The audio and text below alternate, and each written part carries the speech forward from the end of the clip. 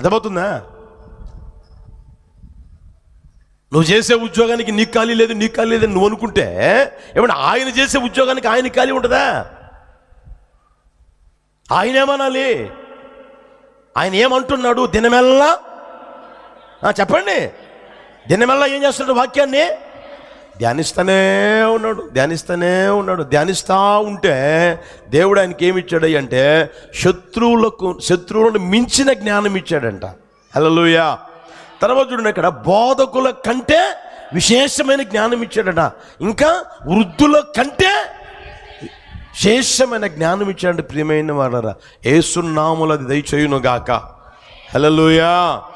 చదువుకుంటున్న పిల్లలు మీరు గమనించండి, లేష్టంగానే ప్రార్థన చేసుకుని ముందు బైబిల్ ముందు పెట్టుకోండి, బైబిల్ చదవండి.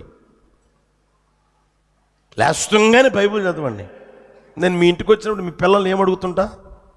బైబిల్ చదివావా అంట. అర్థమవుతుందా? ఇప్పుడు ఆరాధన అయిపోయిన తర్వాత మీ చేత బైబిల్ ఎందుకు చదివిస్తున్నా? మీరు అంత బిజీగా ఉండి చదువుతున్నారో చదవట్లేదని చెప్పేసి మందిలోనే చదివిస్తున్నా.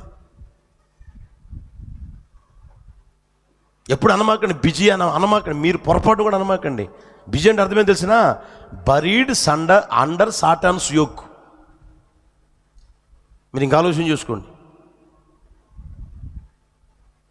తెలుగు కావాలా? సాతాను కాడి క్రింద ఉంచబడిన ప్రజలు, సాతాను కాడి క్రింద ఉన్నవారు. బిజీ అంటే అర్థం మనకు అవసరమైంది.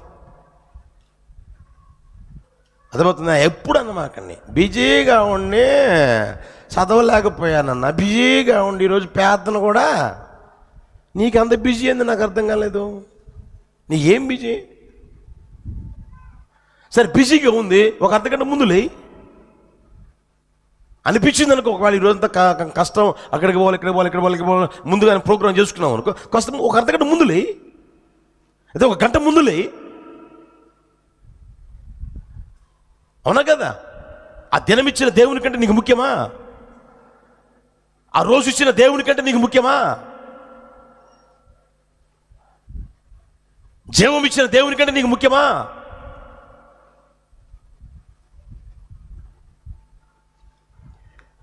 అర్థమవుతుందా? లేండి, ప్రార్థన చేసుకుని, హృదయపూర్వకంగా ప్రార్థన చేసుకోండి. ఆ తర్వాత బైబిల్ ముందు పెట్టుకుని చదవండి. చదవగలిగినంత చదవండి, ఎంతైనా సరే, ఇబ్బంది ఏమీ లేదు. హల్లెలూయా. ఆ మధ్య మీకు ఒకసారి చెప్పాను అనుకుంటా, కరోనా టైంలో ఖాళీగా ఉన్నాం కదా, 36 రోజుల్లో చదివా. అంటే గొప్పతనం అని నేను చెప్పడంలే, అసలు ఇంకేం చేయాలా, ఏం చేసేది లేదు, కూర్చున్నాను. అంత పెడితే తిన్నాం, చదువుకుంటా ఉండమే. హల్లెలూయా. ఆ రోజుల్లోనే ఏమంటే స్తోత్ర ప్రార్థన కానీ రాసి పెట్టాను, కానీ మీకు పంపిద్దాం అనుకున్నా, పంపించలా. అట్లన్నా స్తోత్ర ప్రార్థన చేస్తారేమోనని, దేవుని స్తుతిస్తారేమోనని, మీకు ఖాళీ దొరికినప్పుడు అంతా అయ్యన్న చదివి స్తోత్రం చెప్తారేమోనని రాసిపెట్టి, ఒక 1000 రాసిపెట్టా. పంపలా, మీకు పంపుదాం అనుకున్నాను కానీ పంపలా. అర్థమవుతుందా? సమయం ఉందా? ఖాళీగా ఉండమాకండి, ఎప్పుడు ఖాళీగా ఉండమాకండి. ఏం చేస్తున్నా? ఖాళీగా ఉన్నా. ఖాళీగా ఉంటే ఎవడు వస్తాడు? ఇప్పుడు చెప్పండి, ఎవడు వచ్చాడు, ఎవడు వస్తాడు? ఇల్లు ఊడిశారు, ఖాళీగా పెట్టుందంట, ఎవడు వచ్చాడు? చెప్పొచ్చుగా. ఎవరు వచ్చాడు? వదిలిపోయిన దెయ్యం వచ్చింది. దెయ్యం కాదు, ఏ దెయ్యం చెప్పొచ్చుగా. నిన్ను వదిలిపోయిన దెయ్యం ఉంది, అది వచ్చింది. అది వచ్చి చూసింది, బ్రహ్మాండంగా ఉందిరా, సూపర్గా ఉందిరా, బ్రహ్మాండంగా ఇల్లు ఊడ్చి అమర్చి పెట్టినట్టు చూసిందంట. చూసి ఇది మళ్ళీ ఏం చేసింది? దానికంటే చెప్పండి, మరి చెడ్డమైన మంచివి కాదు, దానికంటే మరి చెడ్డమైన 7 దెయ్యాలు తీసుకొచ్చింది. ఇప్పుడు మొత్తం ఎన్ని? ఆల్రెడీ ఇప్పుడు కాపురం చేసేది 8. ముందు ఒకటే, ఇప్పుడు 8 అయినాయి. పరిస్థితి ఎటువంటి ఆలోచన చేయండి. ఒక దెయ్యంతోనే ఏగలేకపోతే 8 దెయ్యాలు అయితే పరిస్థితి ఉంటుంది. కనుక నా మాటను దండం పెడతా. హల్లెలూయా. ఖాళీగా ఉండమాకండి, ఇప్పుడు ఖాళీగా ఉండమాకండి. బైబిల్ చదవండి, లేకపోతే ప్రార్థన చేసుకోండి. హల్లెలూయా. ఇంకొక మాట చెప్పి ముగిస్తాను చూడండి. దేని కొరకు ఆకలి ఉండాలయ్యా అంటే చెప్పండి. మొదటిది దేవుని కొరకు, యేసయ్య కొరకు, నీతి కొరకు ఆకలి దప్పులు ఉండాలి. రెండవది దేవుని వాక్యము కొరకు ఆకలి దప్పులు ఉండాలి. దేవుని వాక్యము కొరకు. బైబిల్ చేతిలో పట్టుకోపోలేకపోతే సెల్ ఫోన్లో వచ్చింది కదా బైబిల్. ఏమండి, బైక్లో పోయేటప్పుడు చదవలేవు అనుకో, చదవమాకండి, మూతిపళ్ళు రాలుతాయి. మళ్ళా బస్సులో పోతున్నావా చదువు, కారులో పోతున్నావా చదువు, ట్రైన్లో పోతున్నావా చదువు. తప్పేంటి? నేను ఎవడన్నా అంటాడా? ఏదో చూసుకుంటూ ఉంటా. ఏదో షేర్ మార్కెట్లో లచ్చలు పెట్టినట్టు, కోట్లు వచ్చినట్టు, ఆ తర్వాత అది అంతా ఏం చేయాలి, ₹1,00,00,000 వచ్చింది ఏం చేయాలా, 4 కోట్లు వచ్చింది ఏం చేయాలా అన్నట్టు చూస్తూ ఉంటాడు. ఏదో పెద్ద ఈడు ఇదే చంద్రమండలం మీదకి పోయేటట్టు ప్లాన్ చేస్తున్నట్టు.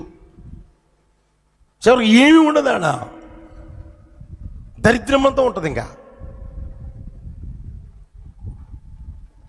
చూడండి, అపోస్తుల కార్యాలు 10వ అధ్యాయం 9వ వచనం.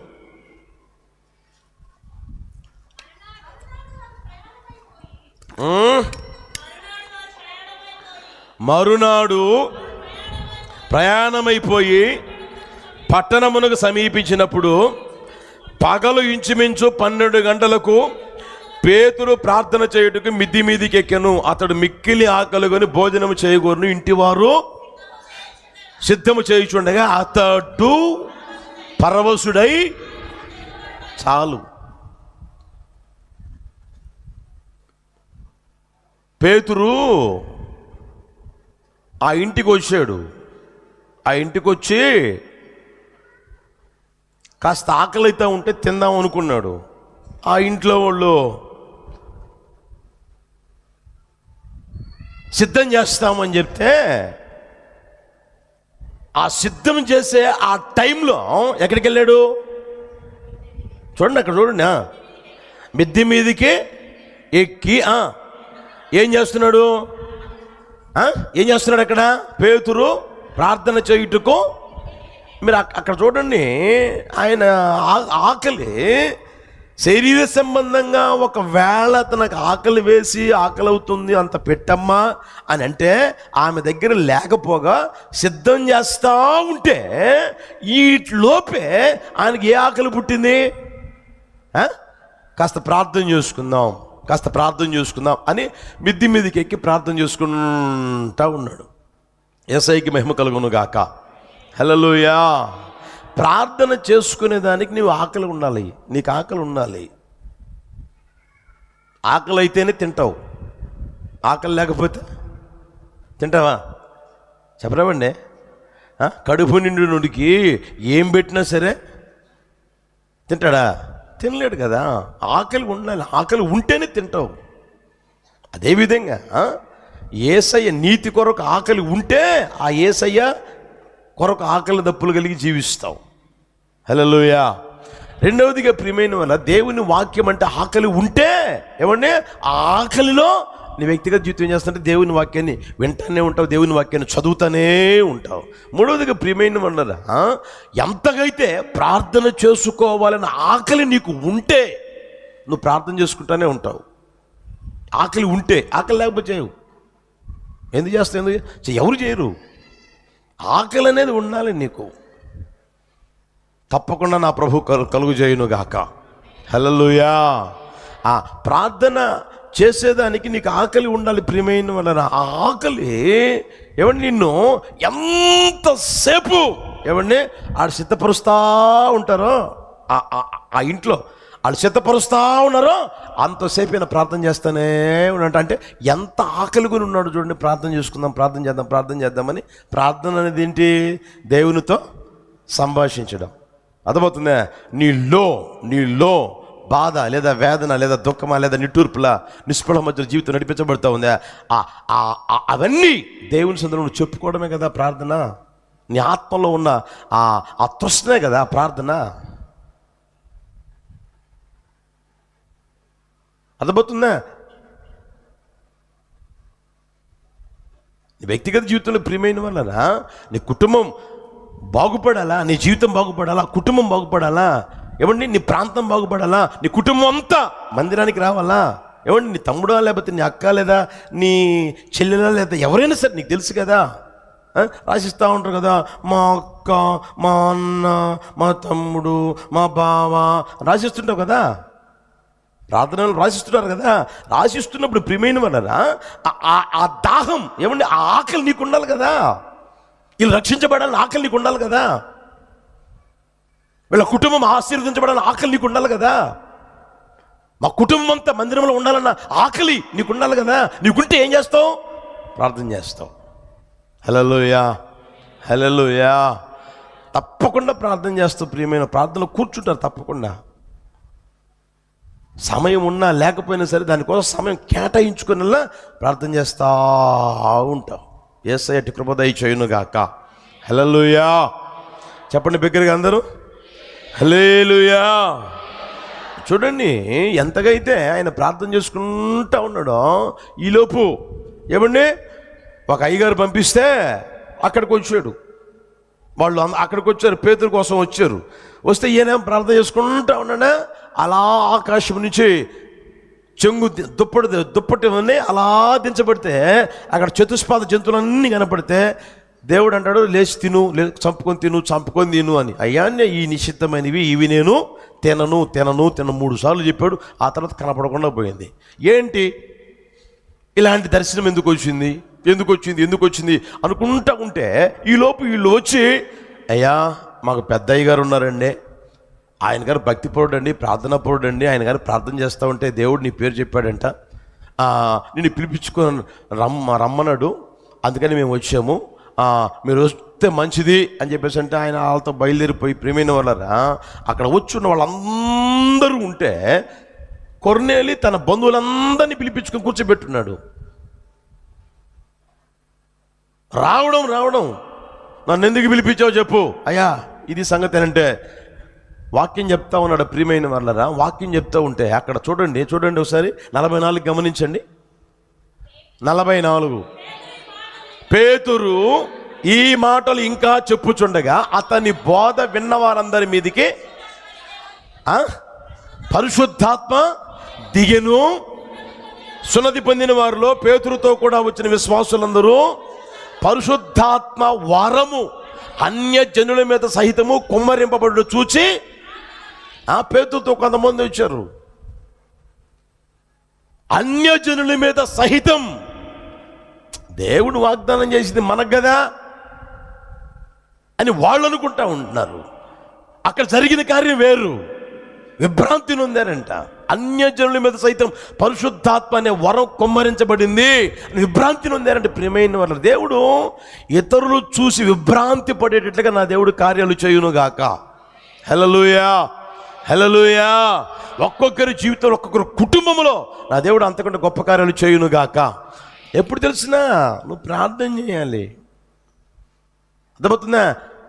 ఉజ్జీవం రావాలి అని మనం ప్రార్థన చేయగలగాలి. ఉజ్జీవాన్ని పంపండి అని ప్రార్థన చేయగలగాలి. అది నా మీదకి పంపండి ప్రభా, నా కుటుంబం మీదకి పంపండి, నేనున్న ప్రాంతం మీదకి పంపండి అని నీ వంతు నువ్వు ప్రార్థన చేయగలగాలి. బైబిల్లో అయినా చూడండి, ప్రార్థన ఉజ్జీవం ఎక్కడైతే ఉన్నదో అక్కడ దేవుని కార్యం ఎంత గొప్పగా జరిగిన గమనించండి. అర్థమవుతుంది ప్రియమైన వాళ్ళనా? ఇంకా మీరు ఆలోచన చేస్తే నువ్వు శారీరకంగా అయినా సరే ఆత్మ సంబంధం సరే అభివృద్ధి పొందాలా, దీవించబడాలా, దానికి అవసరమైంది ప్రార్థన. హల్లెలూయా. కుటుంబం అంతా మందిరంలో ఉండాలా, దానికి అవసరమైంది ప్రార్థన. సంఘం ఉజ్జీవింపబడాలా, దానికి అవసరమైంది ప్రార్థన. దేవుని కార్యాలు ఏమండి మన కళ్ళ ముందు జరుగుతూనే ఉండాలా, దానికి అవసరమైంది ప్రార్థన. హల్లెలూయా, హల్లెలూయా. ప్రపంచంలో మీరు చూడండి ఉజ్జీవాలన్నీ ఎలా కలిగాయి, ఎలా వచ్చాయి అని అంటే కేవలం ప్రార్థనే. హల్లెలూయా. యేసు ప్రభు ఉన్న రోజుల్లో కూడా మీరు గమనించండి, ఎన్ని మార్లు చెప్పిన మాట తెలిసిన, ప్రార్థన చేయండి, ప్రార్థన చేయండి, ప్రార్థన చేయండి, ప్రార్థన చేయండి, ప్రార్థన చేయండి. హల్లెలూయా, హల్లెలూయా. గాలికి తిరిగితే రావు, గాలికి తిరిగితే ఉద్యమం రాదు, గాలికి తిరిగితే ఏమండి జరిగే కార్యాలు ఏమీ జరగవు. ఇప్పుడు నేను ఉన్నాను అనుకో, బైక్ లేదా, కారు లేదా, దేవుడు ఏమీ లేదు, అవునా కదా? దేవుడు ఏమీ లేదు, ఇలేదా, ఇచ్చాడు లేదా? వేసుకొని తిరిగితే ఎవడు నన్ను అడిగేవాడు ఉన్నాడా? ఎవడన్నా ఉన్నాడా? మీరు అడుగుతారా? ఎవరైనా అడుగుతారా? ఎక్కడ తిరిగితే ఎవరు అడుగుతారు నన్ను? లేరు కదా, అడగరు కదా, అడిగేవాళ్ళు లేరు కదా, అడుగుతారా? నేను తిరగలేనా? గాలికి తిరగలేనా?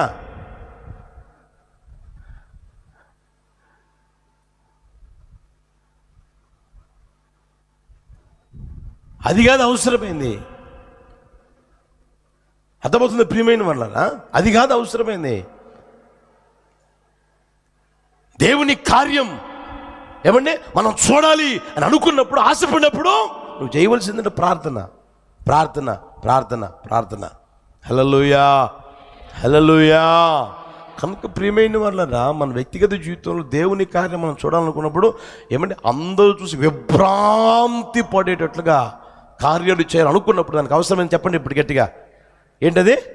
ప్రార్థన, ప్రార్థన. గొప్ప గొప్ప సేవకులు మీరు గమనించండి. మీకు బిల్లి గ్రహం గారు తెలుసా తెలీదా? ఈ మధ్య ప్రభు దగ్గరికి వెళ్ళారు ఆయన, బిల్లి గ్రహం గారు. ఆయన గారిని మన దేశానికి రానివ్వలా. ఒకసారి వచ్చినట్టు నాకు ఐడియా. ఆయన ఏ ప్రాంతానికి పోయినా ప్రియమైన వాళ్ళరా, లక్షల మంది క్రౌడ్ కోరుతుంది, లక్షల మంది. ఒకరు కాదు, ఇద్దరు కాదు, 10 మంది కాదు, 20 మంది కాదు, లక్షల మంది. అంత క్రౌడు వస్తుంది. అలాగే దేవుని కార్యాలు జరిగాయి అన్నమాట ప్రియమైన వాళ్ళరా. అర్థమవుతుందా?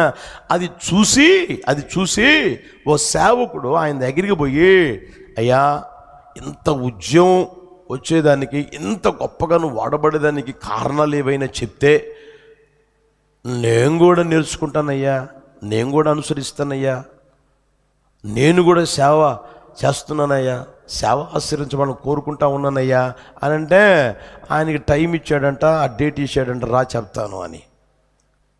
ఆ రోజు ఎదురు చూస్తా పోతే ఆయన గారు కూడా ఆయన కోసమే చూస్తూ ఉన్నాడంట. ఆ తర్వాత వచ్చాడని తెలిస్తే లోపలికి రమ్మన్నాడు, కూర్చున్నాడు. మాట్లాడతా చెప్పండి అయ్య గారు రాసుకుంటానంటే, ఒకటి రాసుకో, ప్రార్థన. దేవుని సన్నిధిలో చేస్తున్న ప్రార్థన. సరే, రెండోదయ్యా ప్రార్థన రాసుకో, ప్రార్థన రాసుకో. మూడోదయ్యా ప్రార్థన రాసుకో. హల్లెలూయా. ఏమంట చెప్పండి గట్టిగా. ఒకటోది ఏంది, రెండోది, మూడోది, మీకు ఎన్నిసార్లు చెప్పుంటా? హల్లెలూయా. ఇంటికాడైనా సరే ప్రార్థన చేయండి చెప్తున్నానా? నీ భర్త కోసం, నీ భార్య కోసం, నీ పిల్లల కోసం, నీ బంధువుల కోసం, రక్త సంబంధికుల కోసం ముందు నువ్వు ప్రార్థన చేయి. చెప్తున్నానా లేదా? ఎంతగా చేస్తున్నారు? నువ్వు ఉన్న ప్రాంతం కోసం ఎంతగా ప్రార్థన చేస్తున్నావు? విగ్రహారాధికులు మార్చబడాలని, నామకర్త బ్రతుకులో వాళ్ళు మార్చబడాలని, నువ్వు తెలుసుకున్న సత్యంలోనికి వాళ్ళు కూడా రావాలని, విశ్వసించాలని ఎంతగా ప్రార్థన చేస్తున్నావు?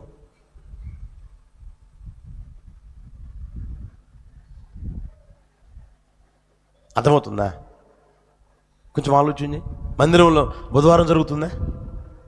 తల్లు ప్రార్థన జరుగుతుందా? ఎక్కడ చూస్తున్నారు? జరుగుతుందా? మరి ఎంతమంది వస్తున్నారు? గురువారం మందిరంలో ప్రార్థన జరుగుతుందా? జరుగుతుందా లేదా?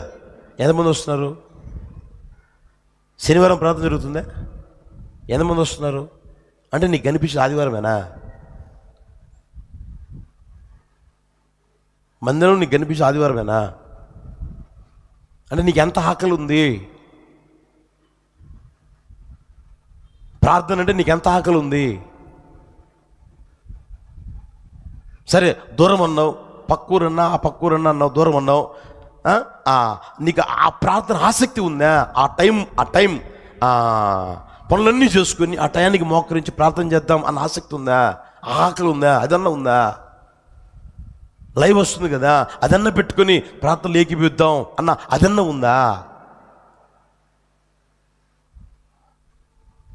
ఉందా?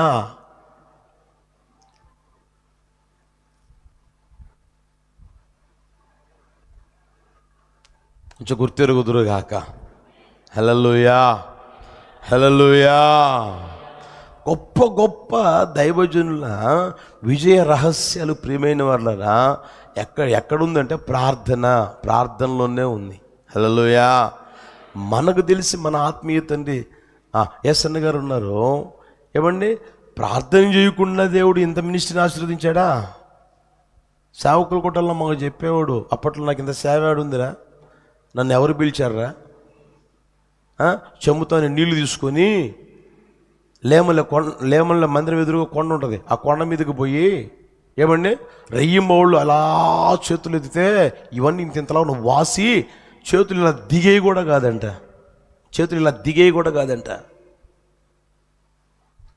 అర్థమవుతుందా? ఈ రోజున చేతులు ఎత్తి ప్రార్థన చేసుకోండి అంటే ఇదేందో, ఇది కొక్కిర రోగం వచ్చినట్టు. కోళ్ళకి కొక్కిర రోగం వస్తుంది, పొయ్య రోగం వస్తుంది చూడండి, దానికిలాగా చేతులు కూడా పూర్తిగా లేవు. ప్రార్థన చేసేటప్పుడు కూడా చూడండి, కాబట్టి చేతులు కూడా పూర్తిగా లేవు.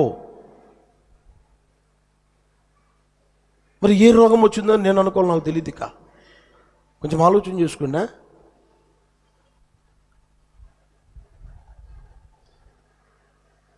విజయ రహస్యం ఎక్కడో ఇప్పుడు చెప్పండి, గట్టిగా చెప్పండి. ప్రార్థన. కన్నీరు విడిచి ప్రార్థన చేయండి.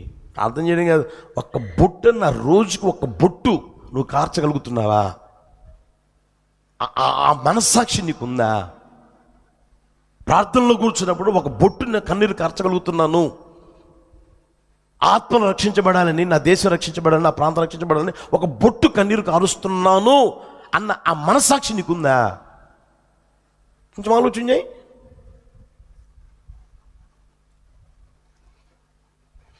నా ప్రభు దయచేయునుగాక. హల్లెలూయా, హల్లెలూయా.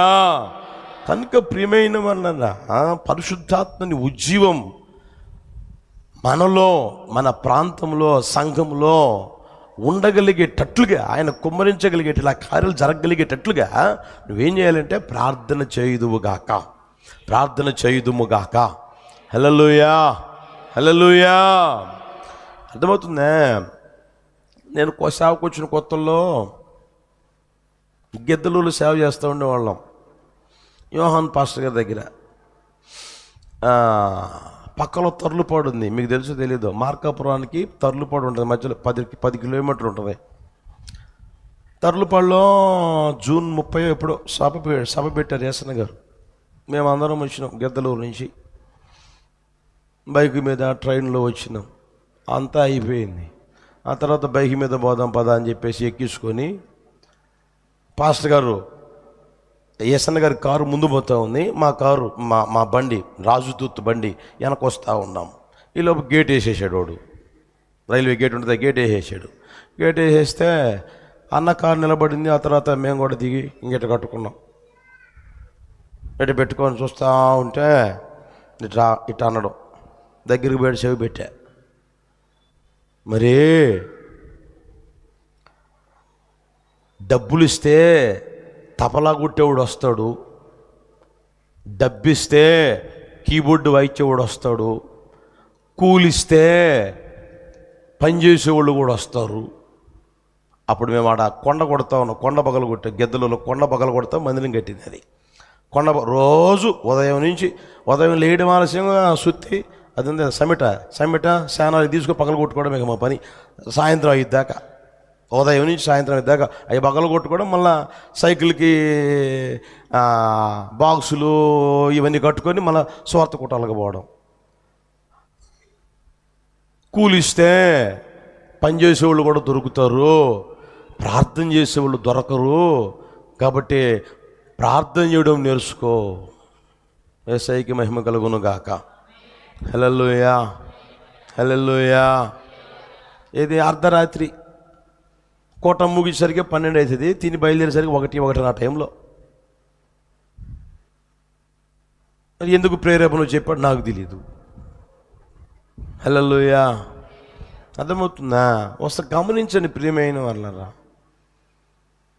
కనుక మీకు దండం పెట్టి ఎప్పుడు చెప్తానే ఉంటా, ప్రార్థన చేయండి, ప్రార్థన చేయండి. హల్లెలూయా. నాకు ఈ తిండి పెట్టకపోయినా నేను పెద్ద పట్టించుకోను. ప్రార్థనలో కూర్చోకపోతే నాకు మహాసిరాకు. నిజం చెప్తున్నా, ప్రార్థనలో కూర్చోకపోతే మహాసిరాకు నాకు.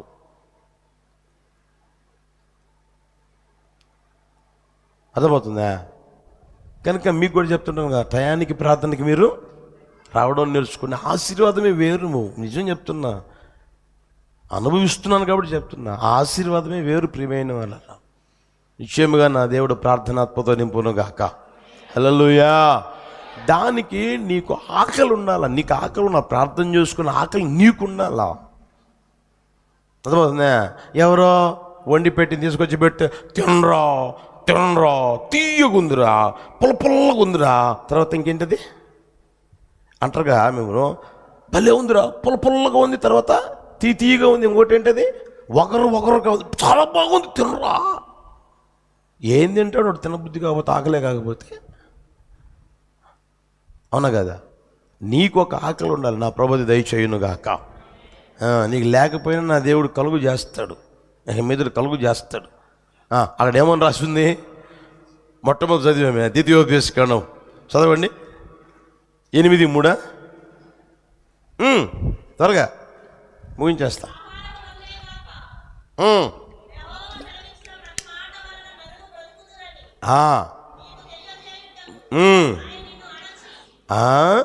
నిన్ను అణిచి చేస్తాడు. నా దేవుడు కార్యం చేయును గాక. హల్లెలూయా. ఎట్లా ఆకలి కలుగు చేస్తాడంట? నోరు తెరవండి. నాకు ఆకలే లేదు, నాకు ఆకలే కాట్లే. అవును, ఇక మీదట ఆయన ఏం చేస్తాడంట? చెప్పండి గట్టిగా. అణిచి నలిపి ఆకలి కలుగు చేస్తాడు, ఆకలి కలుగు చేస్తాడు. హల్లెలూయా. కనుక ప్రియమైన వర్లరా, ఆమెకి చెప్పే మాట ఏంటంటే, ఆకలి ఉండాలి.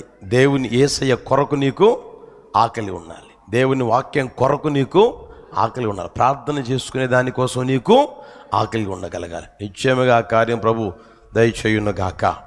దాగి ఉన్న ఆశీర్వాదాలు దయచేయును గాక. అందరినీ తృప్తిపరచును గాక.